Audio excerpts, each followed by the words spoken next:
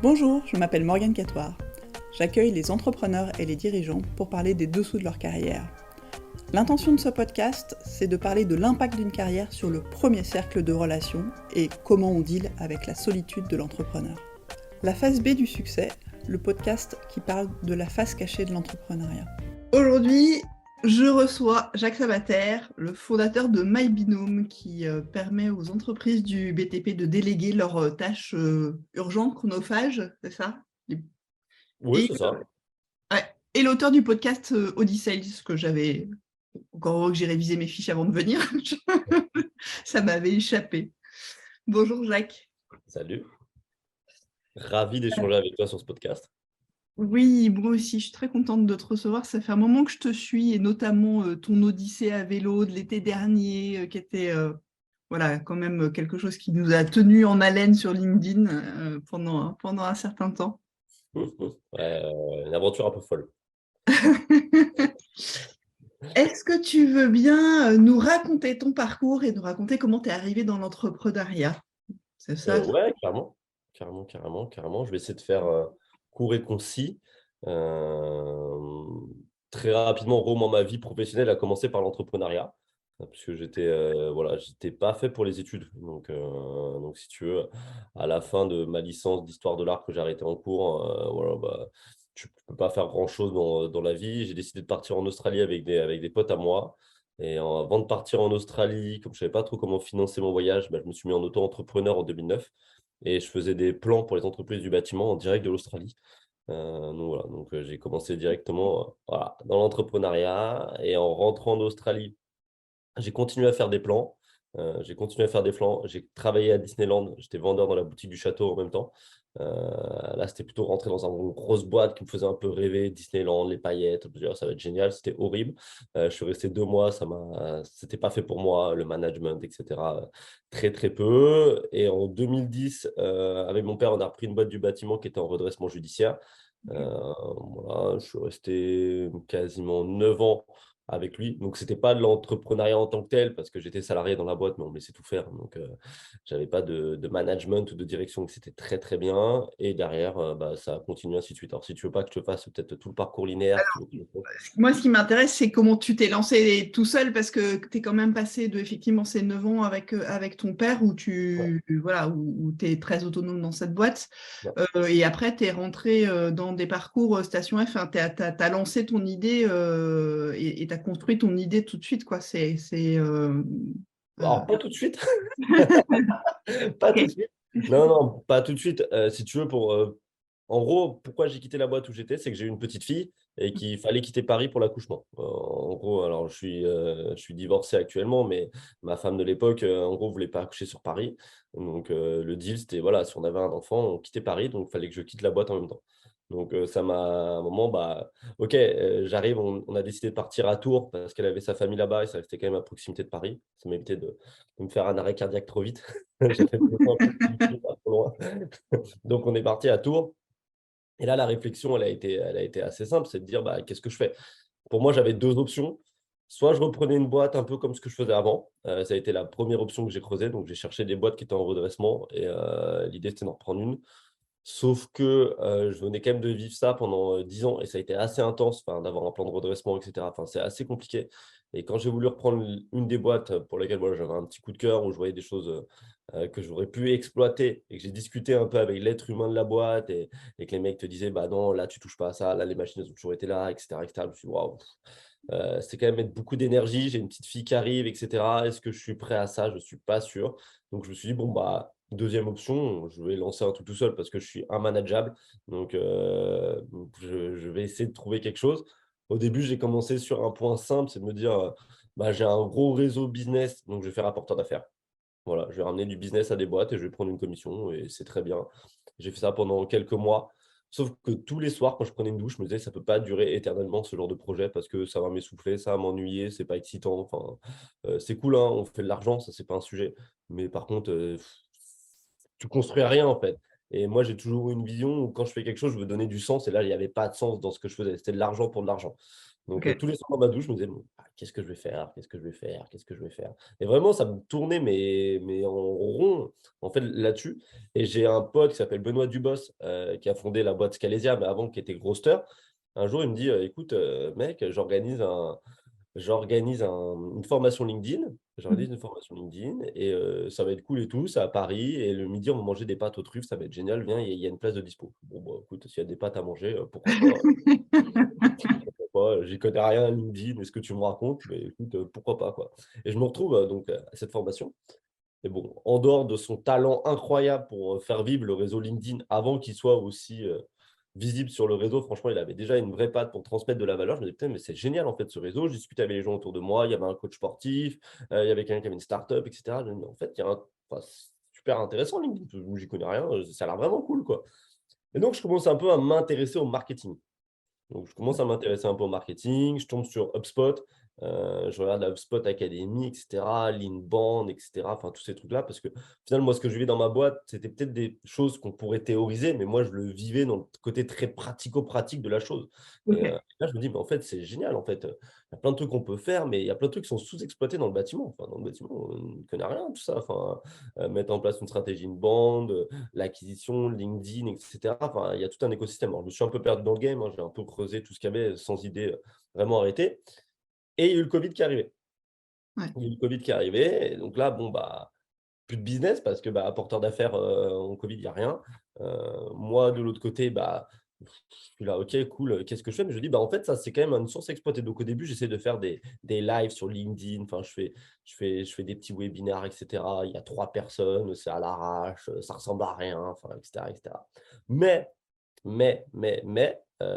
par ce petit bouche-oreille, en fait, je me dis: «Mais il y a un truc à faire, c'est d'aider les boîtes du bâtiment à continuer de vendre durant la période covid».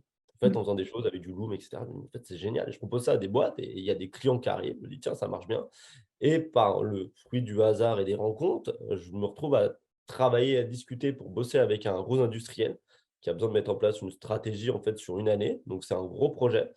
On me fait une intro, j'arrive au dernier moment du process, bah, pour, sélectionner la boîte qui allait les accompagner. Alors en face Mmh. de moi, c'était que des grosses agences et cetera, big chouette. Moi, j'arrive tout seul avec mon PC en disant: «Bah, ce que vous faites, c'est n'importe quoi, il faut le faire comme ça, comme ça, comme ça. Ça a 0 sens si vous faites ce genre-là, vous allez être décorrélés de la réalité» et cetera. Et puis ça marche bien. Et donc je me chope un premier gros contrat. Je me chope un gros contrat, donc je me dis: «Bah, c'est cool. Maintenant, comment je vais gérer tout ça?» Enfin, concrètement, enfin voilà, il va falloir structurer et cetera. Donc là, à ce moment-là, je décide de monter une agence.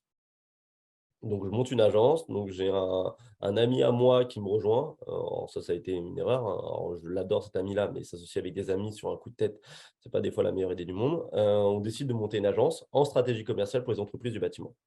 OK. Donc ça marche plutôt bien, sauf que, 0 vision dans la boîte, parce que, bah, voilà, moi j'agis vraiment sur un coup de tête et cetera. Donc il y a des gens qui rejoignent la boîte, mais enfin, il y a pas de vision, il y a pas de structuration, il y a pas de process, il y a une mécanique. On empile des gens pour empiler des gens, mais sans sens. Donc, bah, la boîte, elle avance pas. Concrètement, elle avance pas.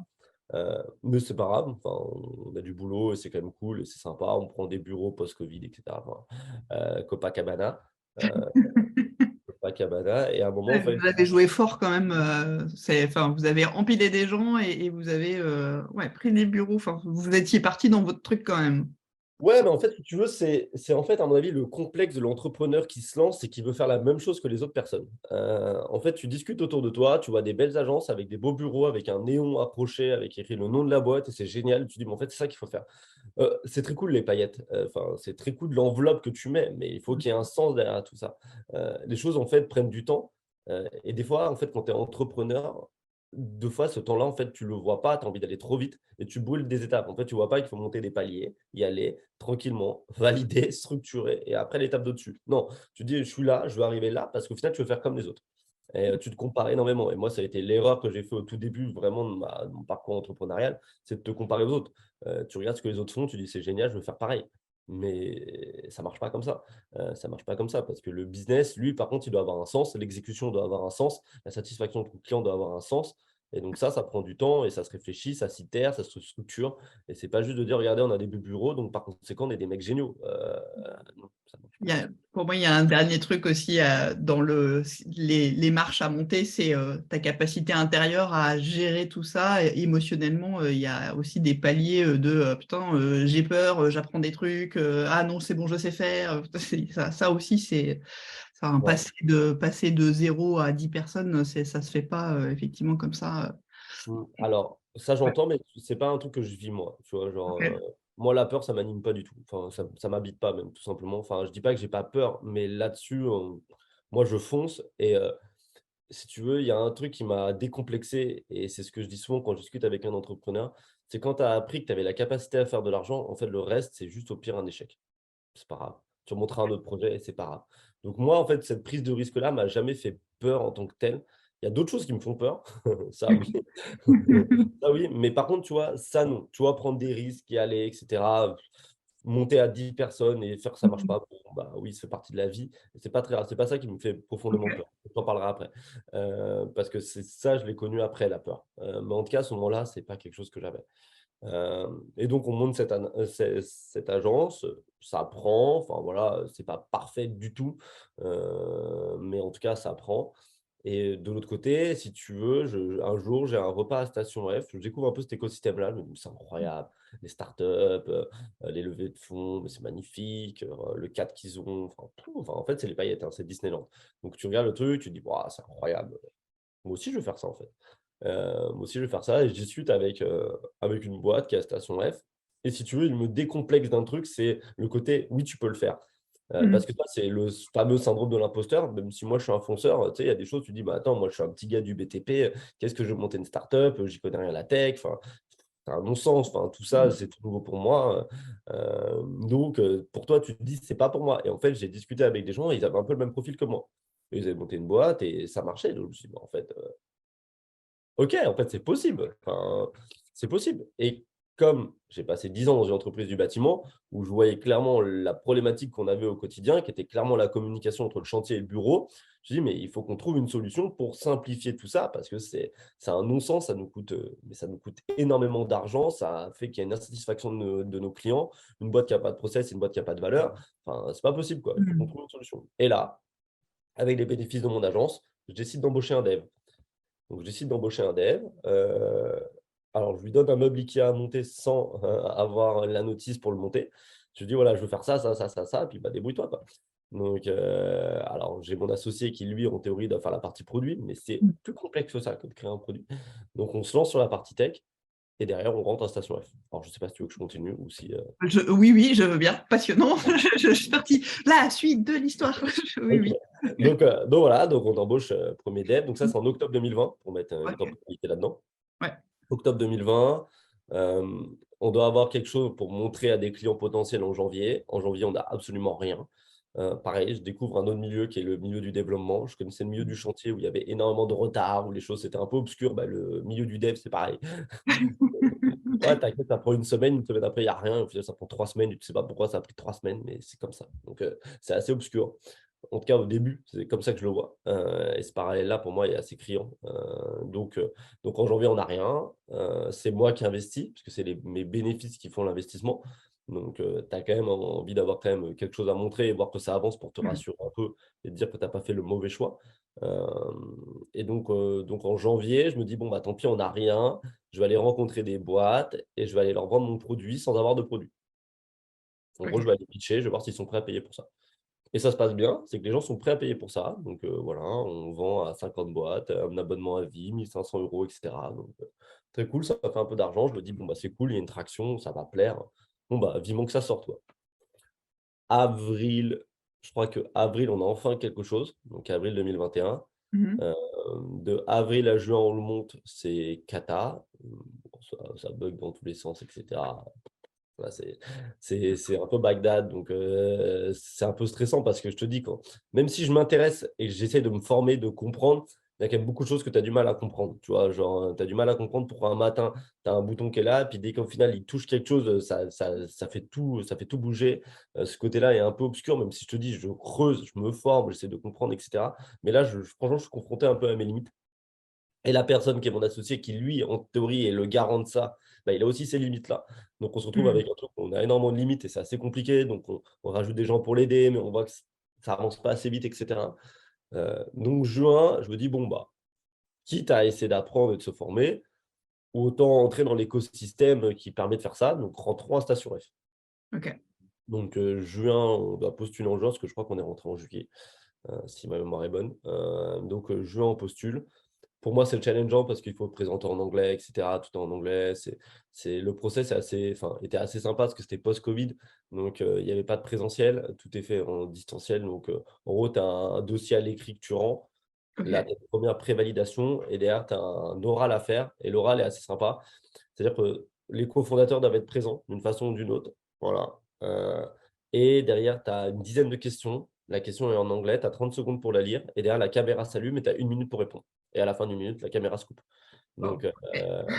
Je voilà, il faut être assez réactif, et cetera.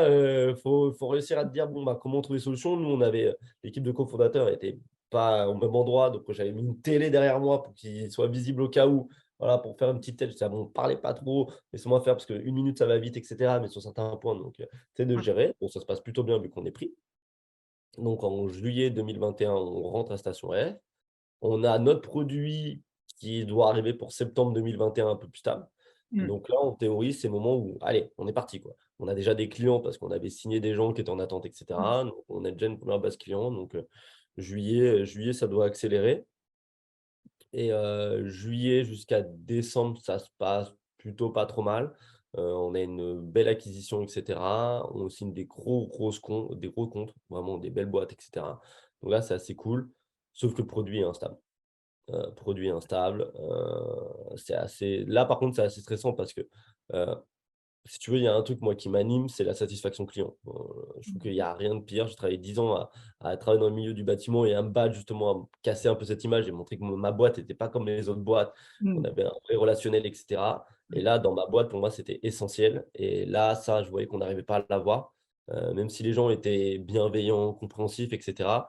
Il y avait beaucoup de choses qui fonctionnaient pas dans l'outil et moi, ça me frustrait profondément parce qu'il y a rien de pire quand tu mets ton image, que tu parles sur LinkedIn, que tu ramènes des gens, et cetera, et que les gens sont un peu déçus et qu'il y a des gens même qui te disent: «Oh non, ouais, ça fait un peu coquille vide, quoi». Tu dis: «Ah ouais, d'accord, genre c'est dur et c'est pas ce que tu veux, Mmh, mmh, mmh, mmh. c'est pas ce que tu veux». Ouais. Donc Et puis sur un produit dont tu maîtrises pas forcément, où toi tu vas pas pouvoir aller compenser, en apportant d'autres choses, quoi. ouais, c'est ça. Bah, c'est ça, bah, tu essaies de trouver des solutions, donc je te dis des moyens humains, mais à un moment, tu vois, il y a une construction et c'est comme tout, en fait. Je reviens sur l'analogie du bâtiment, si les fondations sont pas bonnes, tu peux faire tout ce que tu veux pour rattraper, à un moment, il faut tout casser et recommencer, quoi. Ouais, Enfin, ouais. c'est la meilleure des options, en fait. Mmh. Et c'est ce qui s'est passé, c'est qu'en décembre de la même année, donc 2021, je décide de me séparer de mon cofondateur. OK. Donc voilà, ça se fait très bien là-dessus, bonne intelligence, compréhension des 2 parties. Lui, il est pas épanoui parce qu'il trouve pas sa place. Moi, je suis pas épanoui parce qu'il m'apporte pas ce qu'il faudrait sur la boîte. Il a la gestion des CPO, donc il doit gérer toute la partie produit, donc c'est quand même un rôle central, surtout dans une startup qui fait un SaaS, Mmh. donc un logiciel. Et Ouais. à ce moment-là, je rencontre quelqu'un qui, elle, a déjà fait un outil, une boîte tech, et cetera, mais qui a plus de difficultés sur la partie marketing et commerce, qui s'essouffle avec son produit, qui a envie de renouveau, et cetera. Donc je dis: «Bah, match parfait, en fait, c'est exactement ce que j'ai besoin dans la boîte, donc viens, viens». Donc elle me rejoint en fin décembre 2021 et l'objectif, c'est que, bah, voilà, elle monte une équipe pour faire une V2. Donc en gros, là, on divise nos équipes. C'est-à-dire que j'ai mon, développeur principal d'origine qui s'occupe de la maintenance de mon premier logiciel et elle qui monte une deuxième équipe pour faire, notre V2 et voilà, pouvoir avoir là quelque chose qui reparte de la base. OK. Et là, ça a été, l'année à la fois très cool, mais à la fois très basse. Là, c'est ce qui s'appelle les montagnes russes de l'entrepreneuriat. C'est-à-dire qu'au début, bah, génial. Franchement, OK, nickel, ça dépote, on trouve une équipe, les points, nin nin nin, et cetera. On embauche des gens en interne, il y a une émulation qui se crée, ça avance. C'est pas parfait, mais les gens, tu vois, savent qu'on va sortir de nouvelles versions en septembre, donc sont assez impatients parce qu'on leur montre les maquettes, on leur montre ce qu'il va y avoir, et cetera. Il y a un échange qui se crée. Donc là, on se dit: «OK, c'est parti et tout». Ça avance bien jusqu'au mois de mai. Mois de mai, j'organise, notre premier séminaire à Barcelone. Donc j'invite tout le monde à Barcelone, et cetera. Moi, je suis d'origine catalane, donc si tu veux, Ah, c'est un peu mes origines. ok. Séminaire en interne, c'est ça? Ouais, c'est en Ok, interne. Ouais, séminaire en interne, parce qu'on est en remote, enfin, on est tous à distance, en ouais, distanciel, d'accord. donc voilà, de remettre un point avec tout le monde. Et puis même moi, j'avais préparé la vision, j'avais préparé les objectifs, enfin, tu vois, genre, voilà, Aligner un peu tout le monde à ce ouais, moment-là. la roadmap, ce qu'on va faire, etc. Et l'objectif, c'est septembre, on est sur un salon du bâtiment, on lance notre nouvelle version. Et là, voilà, là, on arrête de rigoler, on est là pour prendre énormément de parts de marché parce que là où beaucoup de boîtes, tu vois, se disent: «C'est pas grave si on n'a pas beaucoup de clients, on fait une tech solide et puis après on fait une levée de fonds et en fait, on va mettre énormément d'argent dans l'acquisition et ça va faire qu'on va avoir une traction». Moi, c'est surtout, c'est comment on va craquer pour aller chercher des clients à la main avec nos petits moyens et derrière on va structurer. Alors bien sûr, on doit avoir une tech, mais c'est surtout, c'est comment nous, on est capable d'aller chercher les gens, tu vois? Genre ce D'accord. côté-là, tu vois, d'aller un peu, sortir des sentiers battus, de mettre une énergie un peu qui change et cetera et pas se dire: «En fait, on a juste mis de l'ad, on a mis de la pub et donc il y a de l'acquisition qui se fait et puis c'est Mm. nickel». C'est comment on craque le truc, surtout que le secteur du bâtiment est très difficile à craquer, quoi. Les mecs, font pas de veille, ça les intéresse pas, enfin, c'est voilà. Puis, Donc oui, ils aiment bien bosser avec les gens qui connaissent déjà. Là, justement, les questions de fiabilité et de à qui j'ai affaire sont très ancrées. Ouais. Mm. ouais et puis, le côté genre, la tech aujourd'hui, ça me fait pas gagner de temps, quoi. Concrètement, c'est leur vision, à tort, bien entendu, mais, à raison pour eux parce que les gens qui font de la tech se mettent pas à leur niveau, que ce soit en termes de solutions qu'ils proposent, soit en termes de discours et donc, Ouais, il y a une déconnexion qui se fait entre les 2 mondes où pour eux, en fait, c'est quelque chose qui semble d'accord. déconnecté. Parce que nous, en tant que personnes qui travaillons dans la tech, bah, on est mauvais pour leur parler. Ouais. On est clairement mauvais. On leur dit toujours: «On va te faire gagner du temps, du temps, du temps». Les mecs travaillent de 6 heures à 20 heures, c'est pas leur priorité, enfin, clairement, enfin, malheureusement, sinon ils Mm. auraient déjà trouvé d'autres solutions. Si c'était vraiment leur priorité, de tous les jours, ils travailleraient pas comme ça. Donc leur problème profond, c'est pas ça. Ouais, Heu, donc toi, tu leur en proposes en plus de faire de leur faire cette démonstration, mais il faut que tu sois hyper convaincant et que du coup, ce que tu délivres soit vraiment aux petits oignons, sinon tu loupes ton truc, quoi. Ouais, bah, ok. c'est un peu de toute façon, c'est un peu tout l'objectif. Mais en tout cas, le discours fonctionne, tu Ouais. vois? Ok. Le discours, lui, fonctionne. Donc ça, c'est assez cool. Donc séminaire à Barcelone et Et cetera. après, Voilà, là, c'est le moment d'apothéose. Mais le moment d'apothéose dure pas très longtemps. C'est qu'après ce séminaire, je vois qu'il y a un peu de tu vois, il y a des petites choses qui se passent, mais j'aime pas trop, tu vois? Genre là, c'est là où tu commences à sentir qu'il y a des tensions internes entre justement la nouvelle personne qui gère le produit, la personne qui gérait la tech et cetera. Tu vois qu'il y a mm, des petites tensions, enfin, il y a un truc qui se passe, mais qui se passe pas bien. Voilà, l'équipe a mm, été un peu mal construite, toujours pareil, hein, quand je dis ça, c'est pas à charge contre personne, c'est moi qui ai mal construit l'équipe. Et donc, on rencontre un peu des galères au mois de juin. Juin, je vois que ça commence à être compliqué, mais j'en suis pas encore sûr, tu vois? J'essaie de discuter et mm, cetera et à ce moment-là, bon, problème dans ma vie perso à côté, c'est là où je me dis: «Bon, il y a un truc à faire, il faut que je prenne un peu le large, mais il faut que je donne une mission avec du sens». Tu vois? Il mm. faut que si je prends le large, je ne vais pas le faire, tout seul.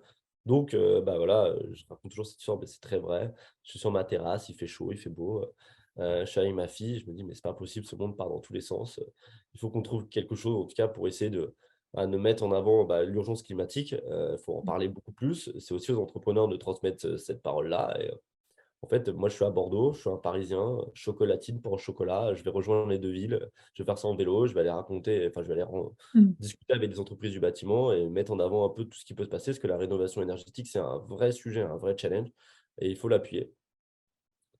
Donc c'est là où je décide de partir, faire mon Ouais, petit trip à vélo. ouais.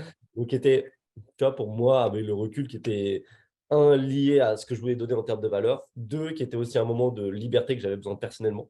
J'avais besoin un peu de m'échapper et de trouver un projet où je pouvais le mener. Enfin, tu vois, genre, c'est bête, mais tu es sur ton vélo, si j'arrive pas au bout, je peux accuser personne. Enfin, je veux dire, si j'arrive pas au bout, c'est moi, mes jambes et ma tête. Enfin, je veux dire, Mm. Ok. tu vois? Et donc je suis parti. Et, et comment tu fais le lien entre ce qui se passe dans ta boîte et voilà, ce que tu ressens de l'ambiance qu'il y a dans ta boîte et ce projet-là? Mmh. Bah, très très concrètement, si tu veux, c'est que, on doit sortir nos nouvelles versions en septembre. Je me dis que c'est aussi le moment de mettre un coup de projecteur.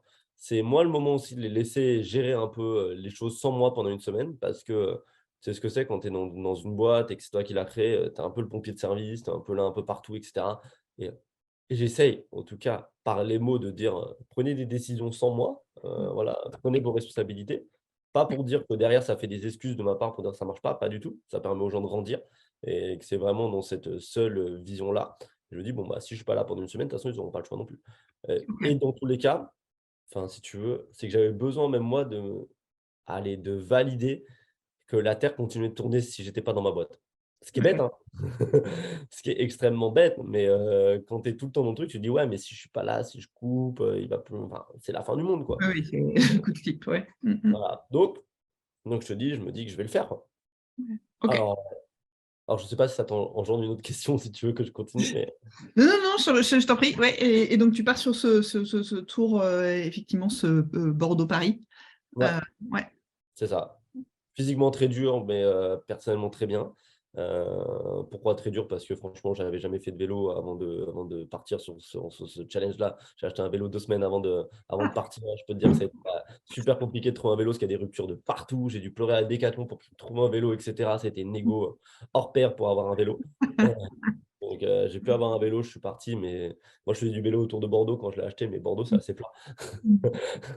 Quand j'ai fait, Poitiers-Angoulême, j'ai fait: «Oh là là là là là là là là là c'est la même, ouais.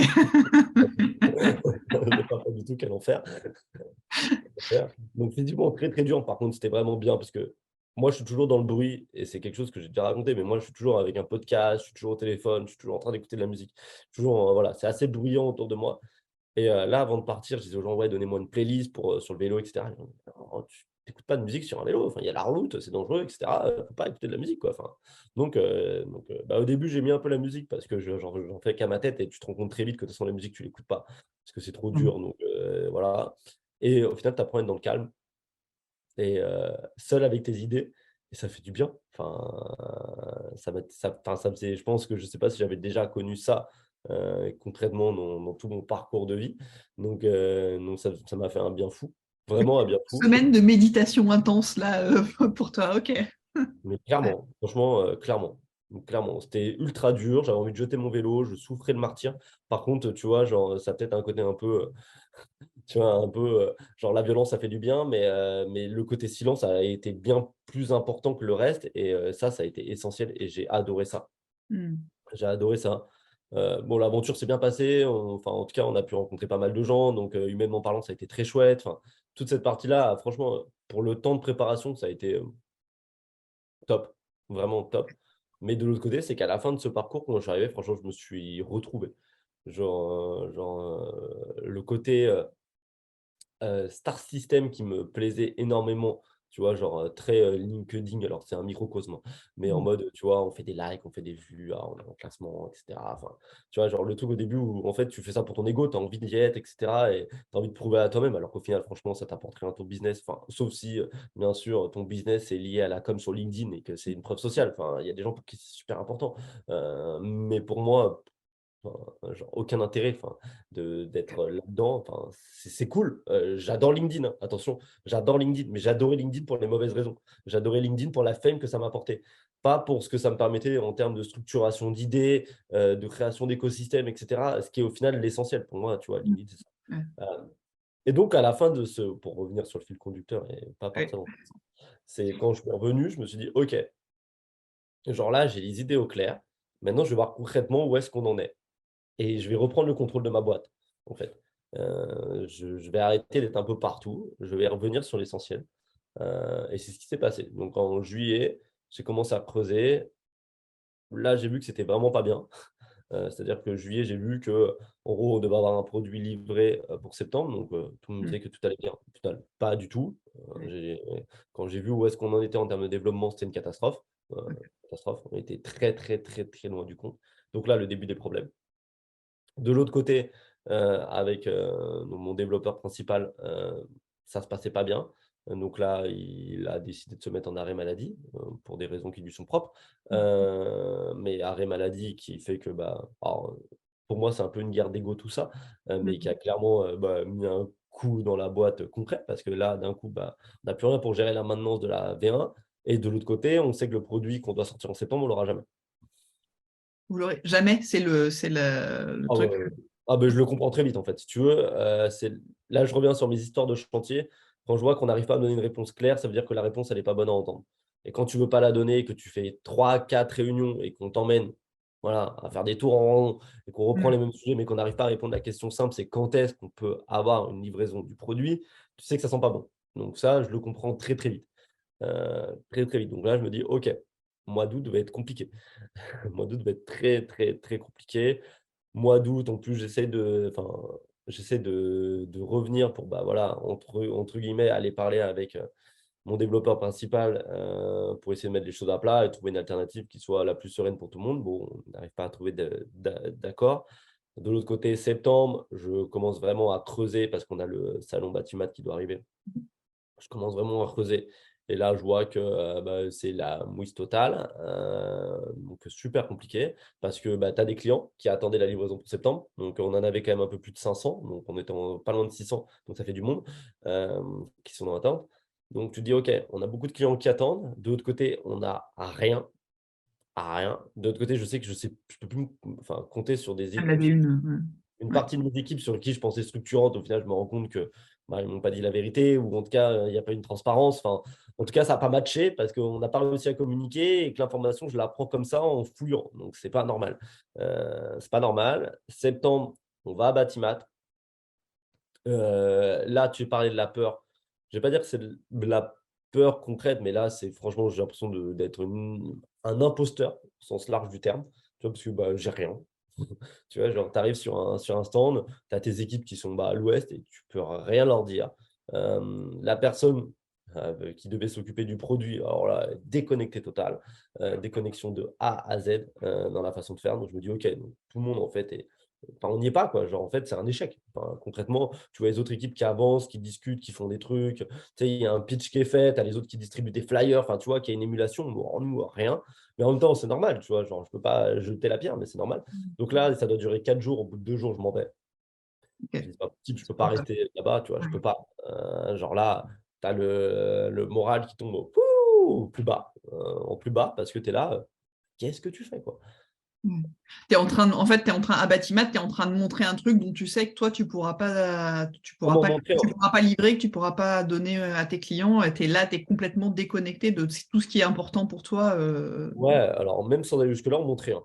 Pour te dire, on monte rien. Tu OK. vois? On est vraiment là en touriste parce que, on n'a rien à montrer concrètement et là, donc tu discutes avec les gens, tu fais semblant, mais c'est du semblant, mais tu y es pas et les gens le sentent, ils sont pas bêtes, enfin, je veux dire, tu le vois bien, donc tu fais alors, moi, je suis quelqu'un qui est assez à l'aise à l'oral et cetera, donc tu mets un peu de smile, tu y vas et voilà, mais ça dure qu'un temps ça et donc là, je te dis, quand je rentre de Batimat, c'est la première fois où je me dis: «OK, donc ma boîte est est-ce que tu acceptes l'échec de la boîte?»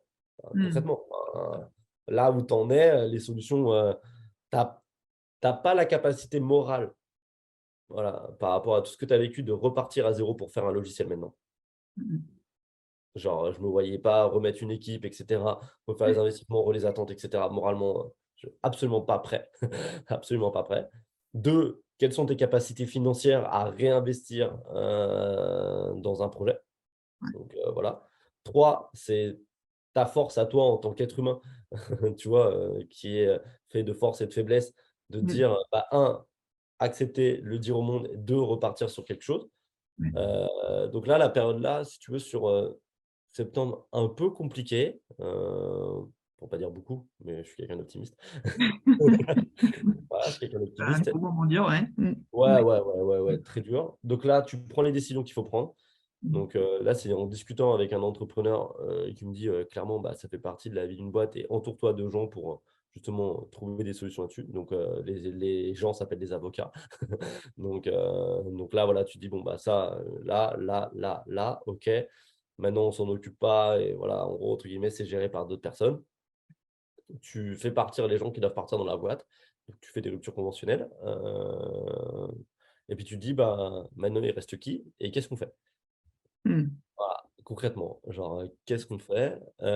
Et en Ah, discutant ça veut avec dire qu'en septembre, toi, tu t'es pris un coup dans le moral. Tu sais que ton produit, il tient pas la route et tu sais que tu as une équipe qui tient pas la route et tu fais un grand ouais, coup de nettoyage et tu regardes ce qui te reste et tu dis: «Bon, OK, qu'est-ce que je fais avec ça, quoi?»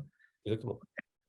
Ouais, exactement. Enfin, dans le truc, résumé, c'est exactement ça. Donc là, je me dis: «Bah, voilà, ménage, il est fait, c'est plus important. Enfin, stop, il faut t'enlever le mot de tête. Tu vois, genre arrête d'espérer, de dire, parce que les gens, tu discutes avec eux, oui, mais non, stop, stop, là, ça marche plus. Donc voilà, donc on arrête, il n'y a pas de problème. Bonne continuation et force à toi. Enfin, il y a des gens avec qui c'est plus difficile parce qu'il y a des gens vraiment qui n'ont rien à voir dans l'histoire.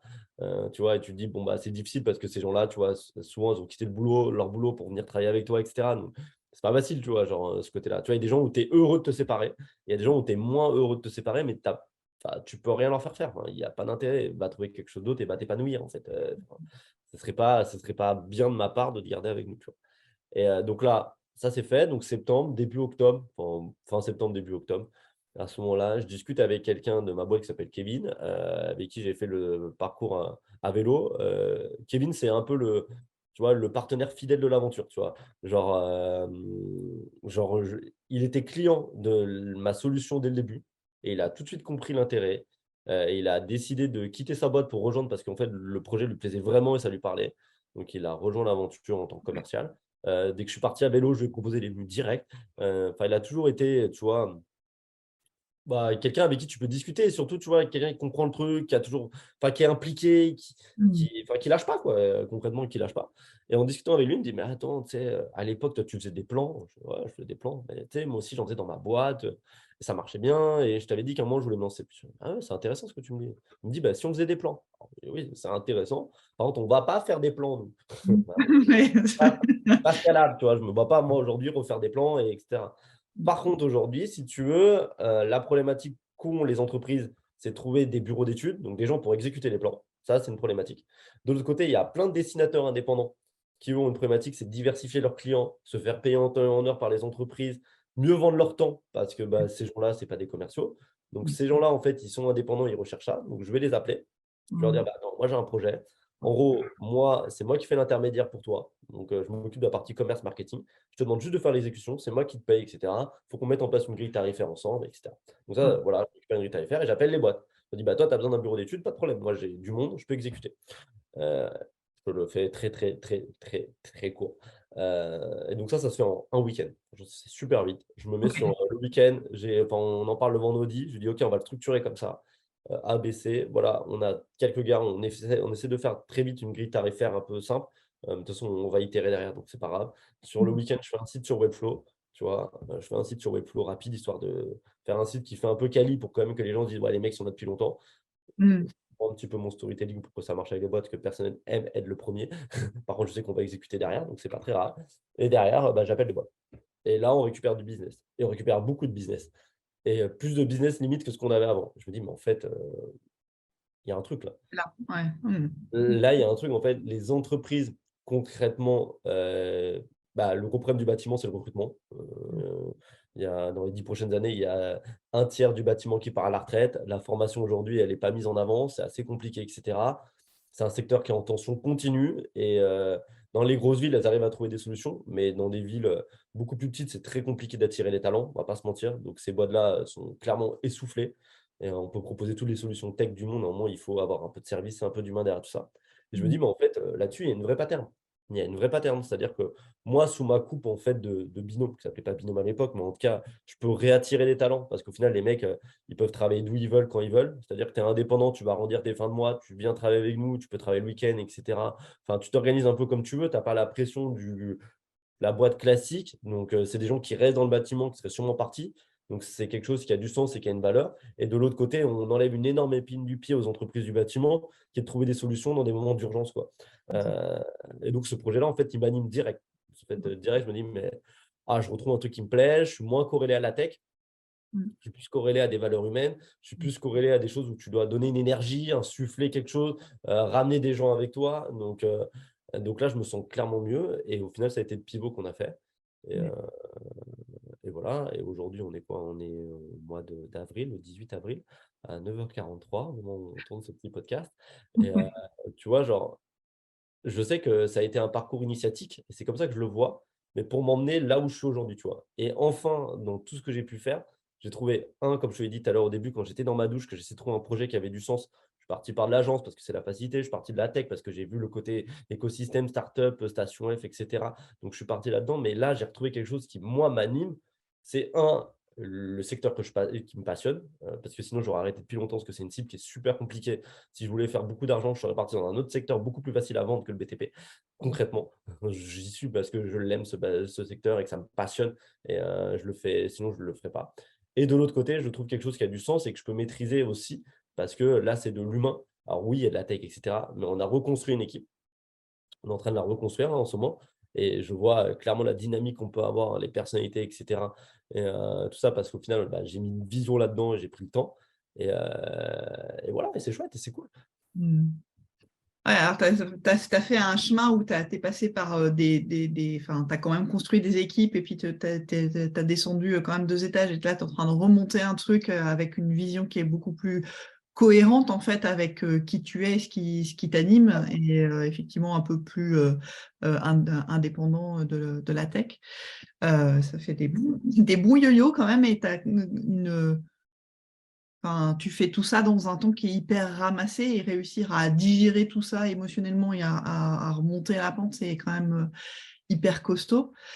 Euh, et tu disais que tu avais Kevin qui avait toujours été là et qui croyait en ce que Ouais. tu racontais, qui a été Ah bah, j'ai une anecdote hein, sur Kevin. partenaire, hein.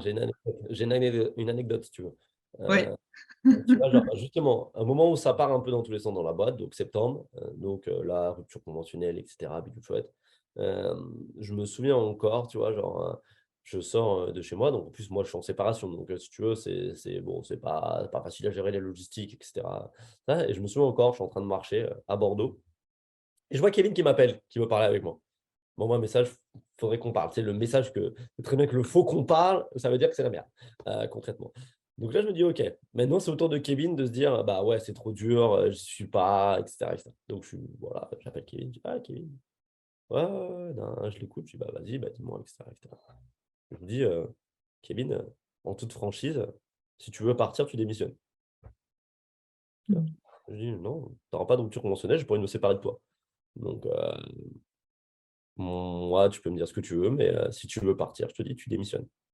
Ah ouais, mais non, etc. Enfin, pas qu'il voulait à tout prix partir, mais juste, il avait un moment où il avait perdu un peu confiance, que c'était un peu compliqué, on était en train de pivoter. Enfin, tu vois, genre tout ça, c'est très humain, sa réaction. Ouais. Mais moi, je savais qu'il allait trouver sa place. Et aujourd'hui, tu vois, il est dans le projet. Et je suis plus qu'heureux qu'il soit dans le projet. Et il a trouvé totalement sa place. Et voilà, il est très épanoui, etc. Je savais que c'était un cap à passer. Par contre, je savais qu'aujourd'hui, à l'instant T, j'avais pas envie qu'il parte. Et je savais surtout qu'il avait clairement sa place dans le projet. Et c'était assez marrant parce que cette discussion-là, tu vois, genre, voilà, il avait le moral en bas, on a remis le moral en haut avec la discussion. Et au final, ça reparti. Et là, il est là. Et, bon, je ne vais pas parler à sa place, mais je pense qu'il est assez content d'être là. Et voilà. Et comme quoi, des fois, il faut savoir aussi Ouais. se dire sur certains points, il faut accepter de lâcher. Par contre, sur d'autres points, tu vois, même quand toi, c'est difficile, tu vois, tu es un peu, pas dire, tu vois, le lion un peu affaibli. Alors, moi, j'aime bien l'analogie du lion parce que mes filles sont lions, etc. J'ai un tatouage d'un lion, etc. Donc, le lion me parle énormément, tu vois. Donc, tu sais, tu es un peu affaibli, tu es un peu fatigué, tu as pris 2-3 coups au moral, tu vois, etc. Par contre, tu as un moment où tu dis, oh là, par contre, là, non, toi, non. Tu vois, genre, toi, non, là, tu sais, tu as le relais qui brille et tu remets le petit coup de peps pour dire, toi, non, je suis désolé, tu vois, c'est dommage, mon énergie, elle va être donnée sur toi. Mais par contre, je te dis que toi, à la fin de notre échange, tu vas être boosté, tu vas rester avec moi. Et voilà, comme quoi. Et en plus, c'est avec lui que tu as imaginé cette Ah suite. bah, la base de l'idée vient de lui, hein. Enfin, je veux dire, ce serait mentir que dire le contraire, hein.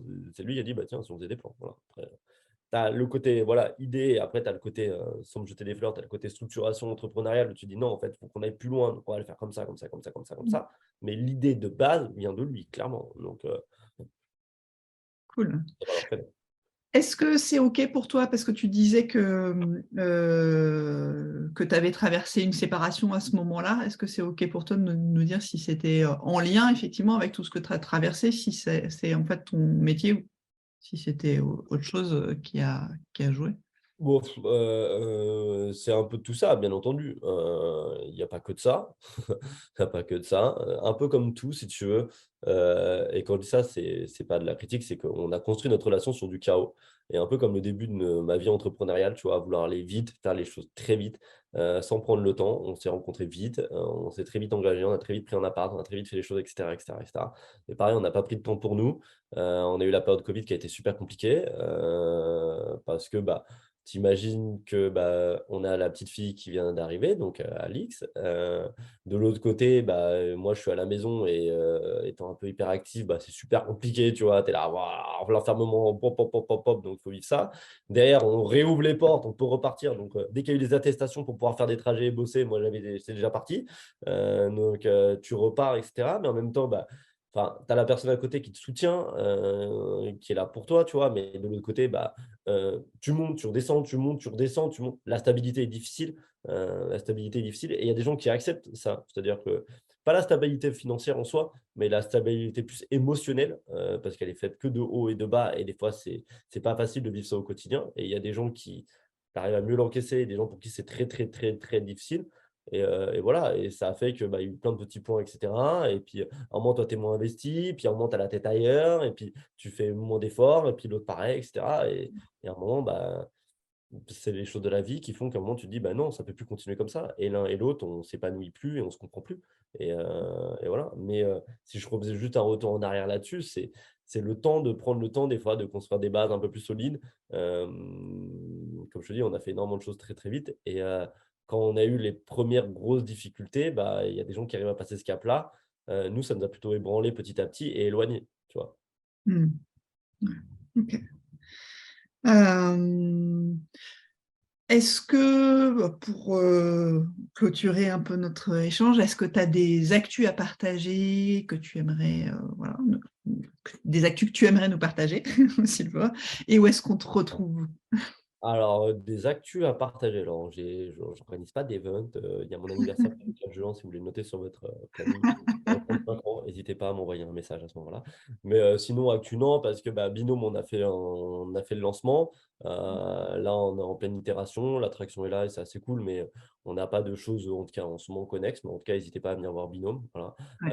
Que vous soyez architecte, un promoteur immobilier ou tout simplement du monde du BTP et que vous dites qu'un jour, c'est un peu compliqué dans votre quotidien et j'aime bien dire ça, c'est-à-dire que nous, on est là pour vous enlever le mal de tête qui traîne sur votre bureau depuis 1 ou 2 journées. N'hésitez pas à nous appeler à ce moment-là, on est là pour ça. Voilà, on est là pour enlever ce petit mal de tête et se concentrer un peu sur des choses qui sont excitantes. Donc ça, il ne faut pas hésiter. Donc ça, c'est un peu mon actu. Voilà, c'est Binôme. Et en ce moment, tu vois, j'avais pas mal de choses connexes, mais là, je suis ultra focus et tout ce qui est connexe, je le fais plus.